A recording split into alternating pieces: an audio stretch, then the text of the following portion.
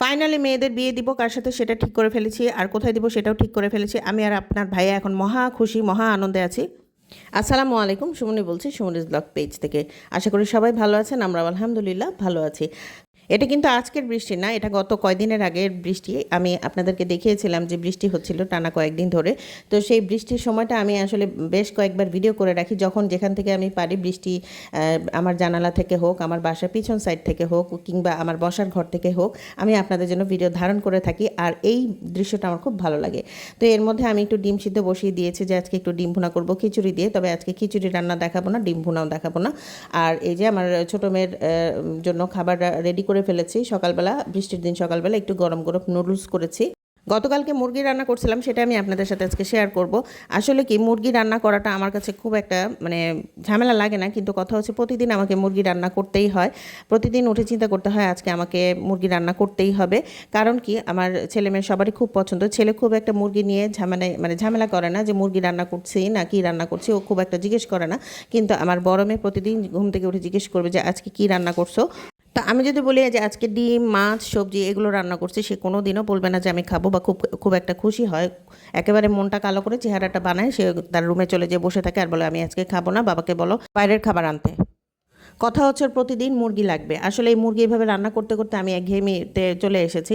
তো এর জন্য মাঝে মাঝে আমি চিন্তা করি যে একটু ডিফারেন্ট করে রান্না করি। তো আমার কাছে কেন জানি মুরগি খেতে আর ভালো লাগে না। তো আজকে একটু অন্যভাবে রান্না করলাম। পেঁয়াজটা কষিয়ে তেলের মধ্যে, তারপরে একবারে বাটির মধ্যে মশলাগুলো মাখিয়ে পানির মধ্যে গুলিয়ে আর কি, তারপর আমি তেলের মধ্যে ছেড়ে দিয়েছি। আর দিয়েছি হচ্ছে এর মধ্যে একটু টমেটো পিউরি। টমেটো পিউরি দিলে কিন্তু মশলার কালারটা খুব সুন্দর আসে, মুরগির রান্না করার পরে একেবারে ভুনা ভুনা হয় আর খুব দেখতে খুব সুন্দর লাগে।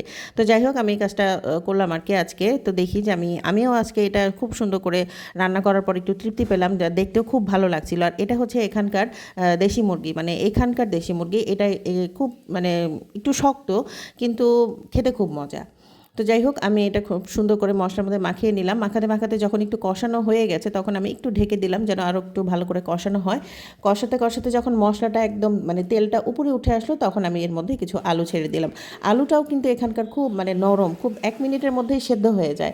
আমি খুব অবাক হলাম যে এত তাড়াতাড়ি কী করে আলু সেদ্ধ হয়। আর মুরগির মধ্যে আমি একটু পরে দিলাম আলুটা। ওই যে বললাম যে প্রথমে আমি যদি আলুটা একবারে দিয়ে মাখিয়ে বসে দিতাম, তাহলে কিন্তু খুব নরম হয়ে যেত, যার কারণে আমি পরে দিলাম।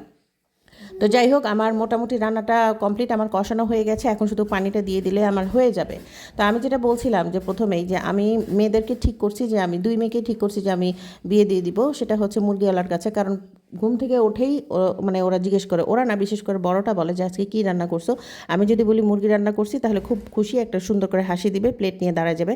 আর যদি বলি যে আমি ওই যে বললাম যে আমি যদি মাছ রান্না করছি বলি, তাহলে উল্টা দিকে দৌড় দিবে আর বলবে রুমে যেয়ে বসে থাকবে।